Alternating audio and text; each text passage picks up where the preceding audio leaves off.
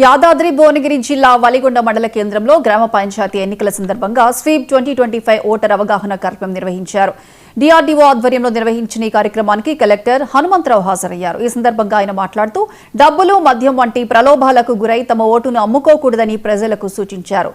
బొమ్మల రామారం మండలం జబల్పూర్ ప్రజలు డబ్బులకు, మధ్యాహ్నానికి ఓటు అమ్ముకోము అంటూ బోర్డులు పెట్టిన విషయాన్ని ఆయన ప్రస్తావించారు. వలిగొండలోనూ అలాంటి బోర్డులు ఏర్పాటు చేసి ప్రజాస్వామ్యాన్ని బలోపేతం చేయాలని కలెక్టర్ పిలుపునిచ్చారు. అందరికీ నమస్కారం. యాదాద్రి భువనగిరి జిల్లా కలెక్టర్ హనుమంతరావు.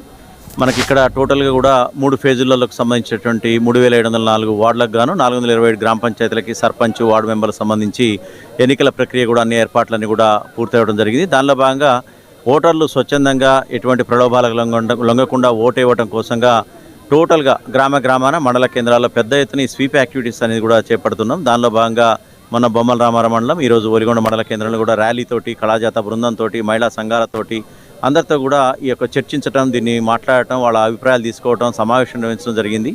ఎవరు కూడా మంచి నాయకుడిని ఎన్నుకునే విధంగా చేయాలని చెప్పేసి, మద్యానికో లేకపోతే డబ్బుకో ప్రలోభాలకు లొంగకుండా చేయాలని చెప్పేసి